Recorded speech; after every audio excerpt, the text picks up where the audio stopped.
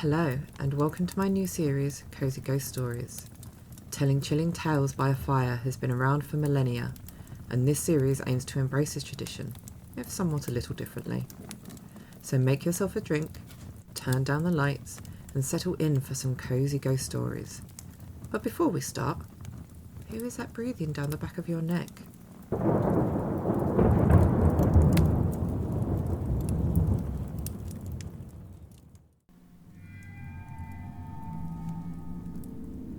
The Shadow. I didn't know that's what it was called until much later. I was living in a house in Laguna Beach that had been there since the 1920s. In its history, it had been a speakeasy, a brothel, and a house for smuggling illegal immigrants. One day my new wife and I were having an argument. I can't even recall what it was about. She walked down the block to get a cup of coffee and to cool off, and I was alone in the house. The way the place was built was incredibly haphazard. There was a bedroom and living room on one side, then a bathroom with two entrances. On the other side of the bathroom was a hallway that had windows in one side and two bedrooms on the other. From my bedroom, I could look across the hall into the bathroom, then through the bathroom and down the other hall. I was standing at my dresser, and I just noticed movement out of the corner of my eye, and looked down there. There was, and honest to God, this gives me goosebumps just typing it, 17 years later, a black figure. It was maybe 3 feet tall, and it was only vaguely humanoid. It looked like black scribbles, like someone had scribbled a human shape, but the scribbles moved, like electricity arching. That's the best way to describe it. There was no sound that I could remember. I distinctly remember when I saw it, I wasn't afraid, just like, what the fuck? Then it noticed me looking at it. I can't say it turned around, it just focused on me, I guess. Then I was scared. I didn't move, I didn't scream, nothing. I was just frozen, because it just fucking came at me. It rushed down the hall towards me. I have no idea what it intended, but as soon as it entered the bathroom, the door closest to me just slammed shut on it. I screamed. I yelled for my wife. She wasn't home. I went the fuck outside, into the daylight, and didn't go back in until she got home about 10 minutes later. I don't believe in ghosts.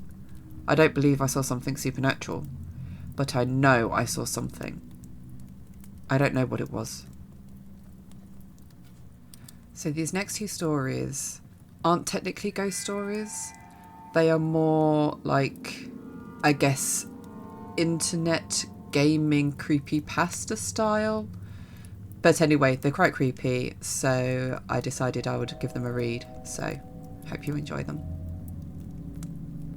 The Princess. How did the princess take control of our message board, if only for a few seconds? It didn't make sense. Our message board wasn't a video game. Our message board pulled all its information from the internet. The princess was already inhabiting a game at the same time. All the rules we thought we knew, all the things we thought kept us safe had failed us.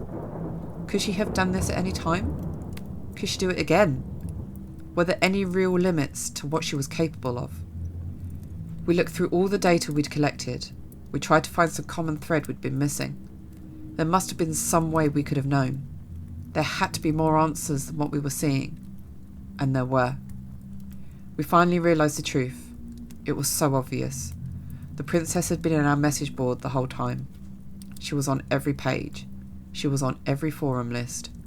She'd been staring at us, watching us for years, and we never even saw it. She was the banner at the top of the forum. She was every screenshot we'd posted, every video we'd uploaded, and every piece of fan art we'd drawn. Every image of her is her. Every image of her, when observed, gives her power. She's not a ghost. She's not a computer virus. She's an idea. Living fiction.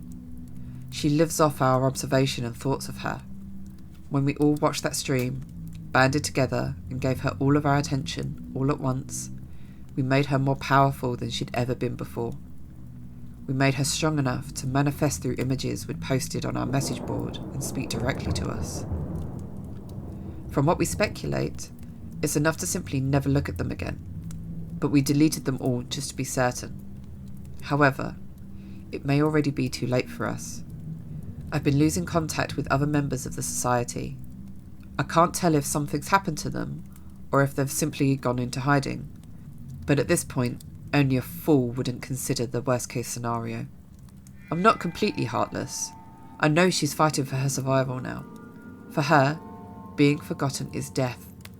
She does what she does in the hopes of keeping her memory alive. To that end, perhaps my telling her story to the world is a small act of mercy. Maybe the thoughts I've lent her will ease her pain somewhat. I don't know. But either way, that isn't why I wrote all this. What I've told you could put you in great danger, but it could also save your life. You're a target now, and in the months and years ahead, she may well come for you. But I've also given you all the knowledge you need to keep yourself safe. Do not try to fight her. Do not try to talk to her. Do not try to outsmart or trap her. Don't investigate. Don't try to understand. Don't try to be a hero. Don't try to be her saviour. It is my sincere hope that I've given you all the answers you want, so you won't make our mistake and try to investigate further. There is one and only thing you need to do to be safe. If you see her, turn off the game. The satellite images. A friend of mine showed me how to use Google Maps. I'm sure you've seen it. It lets you use satellite images to look at locations all over the world. A few years ago, I was in a car accident. Since then, I really don't leave the house that often. It's difficult, and the idea of seeing a car drive by me makes me feel lightheaded. I was fascinated by the fact that I could see all over the world, almost like being there. I could virtually walk down the streets, and it almost felt like I was really there. I became instantly hooked. It gave me a real eye on the world. I could go to almost any major city, and I did. I've seen the streets in China, Japan, Germany, and England. So many places. I'd even gone to tourist attractions like the Great Barrier Reef and Dracula's Castle. My favourite was to go to random places in major cities and see how many people and animals I could find. The faces of the people were always blurred to protect their privacy, but it was still enjoyable to see them out there, enjoying their life, walking like it was no big deal. She must have good taste, I laughed. I zoomed in closer and noticed the grey bag she carried on a grey and purple shoulder strap. She was walking in a relaxed manner, one hand trailing the wall beside her. I bet if I could have seen her face, I would see that she was smiling. I began to feel a little sad. I let my hands fall onto the arms of my wheelchair and looked at her for a minute more. I wished that I could be there, walking so carefree with her. That wouldn't happen though, until I died. I was stuck in this chair. I sighed and zoomed out of Tokyo. Enough of this for tonight. I turned off the computer and went to bed. I got up early and decided to look around Paris. Paris was always fun. I liked the look of the city with all the old, beautiful buildings and so many people to watch. I randomly zoomed to an area and saw a street, lined with old brick buildings, a few small shops, and an old tan brick church. Ahead was an intersection, and dozens of people walked by. A balding businessman walked quickly past, looking back at an old woman, hair covered with a scarf, carrying a large purse. A curvy woman in black pants that were too tight stared into a store window, and two women led a group of small children around a corner. I spun the view around a few more times and then saw something peculiar. Sitting on the bench at the bus stop were two people. One of them was a young woman with her feet stuck in front of her in a relaxed manner. She was wearing a pair of red sneakers, like my own. I was startled for a moment as I noticed the black pants, white t-shirt, and black hooded jacket. Her dark brown hair was tied loosely behind her head. A grey bag sat on the bench beside her, the shoulder strap hooked over her shoulder. This is crazy, I thought.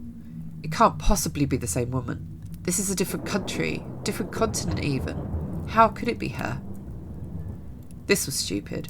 It wasn't as if these were live photographs. They were taken ahead of time and then stored. It's not like she was in two places at once. She could just be a traveller. Besides, without seeing her face, it was impossible to tell if it was the same person. Brown hair was probably the most common hair colour in the world, Those red sneakers were something I purchased online. I'm sure a million other people did too. I shook my head and went to fix some lunch. When I got back online, I decided to look at Berlin. I picked a random street, as usual. It looked pretty empty. There were brick buildings lining the streets, looking more like factories than anything else. There were also empty lots, full of long grass and piled gravel. There wasn't much to see at all, really. There was a line of motorbikes and a car with 2 German flags sticking up from it. After more searching, I found one kid. He looked like he was dressed for school, a jacket thrown over his bag. He was intently looking at some kind of mobile device. I was disappointed. I started to leave, but then I caught something out of the corner of my eye. I turned the view, and there they were, those damned red sneakers. She was standing on a street corner, next to some kind of signpost. She had her hand on the post, looking down the street, as if waiting to cross the street. I stared, in shock. How could she be there too? Even if she was travelling, there's no way I would find her every time. Even finding her in Paris would have been one heck of a coincidence. But this? This was crazy. Was this some kind of joke? Had Google decided to play a prank on its users that used their products so much? It would have been a great joke. I did a quick search, looking for a note about a woman that shows up like Waldo. There was nothing. I looked through articles on strange things you can see on Google Maps, but none of them mentioned the woman that travels the world with you. This was crazy. Had my self-imposed isolation driven me mad? Had I become so lonely that I had created a hallucination of myself? Leaving the Berlin image on my screen, I sent a text message to a friend, asking him to look at the locations. I asked him if he saw the same woman. Then I waited, hands sweating, heart thumping in my chest. I jumped when my phone beeped with a return text message, 10 minutes later. The text read, "I see the lady you're talking about in Berlin. I don't see her in Paris or Tokyo. Is this some kind of game or what? Are you okay?" I didn't respond, instead returning to the locations in Tokyo and Paris. There she was. She was there, but it was different. She no longer sat on the bus stop bench in Paris. She was standing in front of it, looking for something in her bag. In Tokyo, she was blocks away, squatting down to pet that calico cat. I shivered. Who was she? What was happening?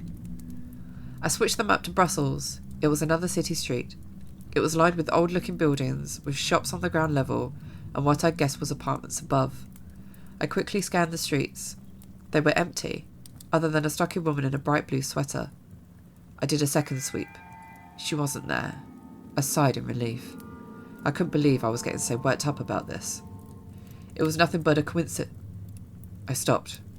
My eyes frozen on the screen. There was a building at the point of a fork in the road, white, with a black ironwork framed balcony jutting from the second floor. I hadn't seen her, as I had been looking at the sidewalk. There she stood, standing on the balcony, her head tilted in the direction of the camera, almost like she was coyly looking toward me. My breath caught in my throat. I switched to Sydney. She was leaning against the wall, inside the doorway of a bright blue Carrick's pharmacy building. London showed her getting ready to step onto a red double-decker bus, her head turned to look over her shoulder. She was everywhere I looked. She stood on a brick sidewalk on a bridge in Venice. She walked across a yellow-barred crosswalk in Zurich, and in Hong Kong, she stood between a Wing Lung Bank and a McDonald's adjusting the strap on her bag. In each picture, she came closer and closer to looking directly at me with her blurred-out face. My heart felt like a terrified bird, slamming around inside my chest. I couldn't catch my breath. I wasn't sure what to do. I couldn't call the police. Should I send screenshots to Google? I clenched my fist tightly and closed my eyes. Who was she? Was she following me? Was I following her? I wish I could see the expression on her face, know what she saw when she looked back at me. I wanted to get out of the chair and run. Why is it that the only thing that made me feel free again was the thing that made me feel even more trapped? I had to know. I typed in the name of my town and zoomed into a random street. It was a couple of miles from my house. The gates of the city park were shown in the clarity of daylight, despite it being night here. There she was. There she was. She was only a few miles from my house, standing under the ironwork arch that stated the name of the park. She looked directly at the camera, directly at me. I felt like I might throw up. She was near me, and she was watching me. She was coming for me. What does she want? I typed in the name of the apartment complex where I live. I could see the outside of the building. The parking lot was full of cars, and there were a few blurred out children on the playground. I searched everywhere for her. She wasn't in the parking lot or on the sidewalks, not hiding between the buildings or standing in the playground. I even scanned each of the cars, behind the bushes, and each of the blurred windows. She wasn't there. I curled tightly around myself and lay my head down on the desk.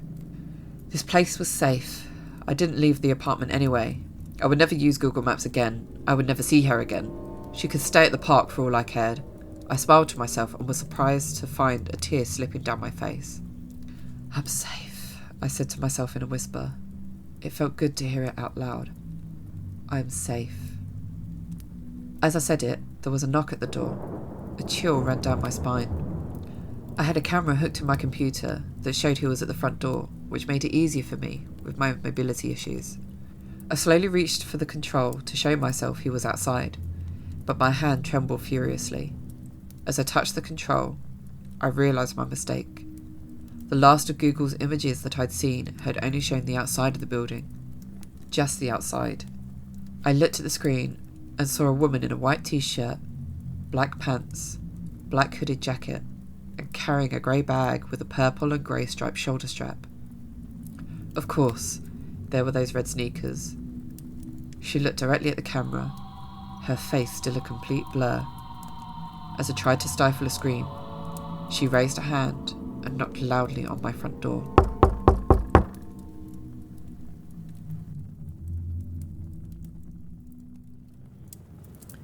Thank you for listening to Cosy Ghost Stories. I hope you enjoyed our tales. If you have any scary stories of your own that you would like to share, please do email me at loriangaminguk@gmail.com, and be sure to write Listener Ghost Story in the title of your email. If you would like for me to do more of this type of content, then please do like this video and subscribe to the channel, as well as leaving a comment below. It really helps me make the content that people enjoy. Also, if you would like to follow me on social media, all the links are in the description of this video. Finally, you can show your support further by donating to Ko-fi or subscribing to my Patreon. I currently have bonus vlogs that are subscriber exclusive.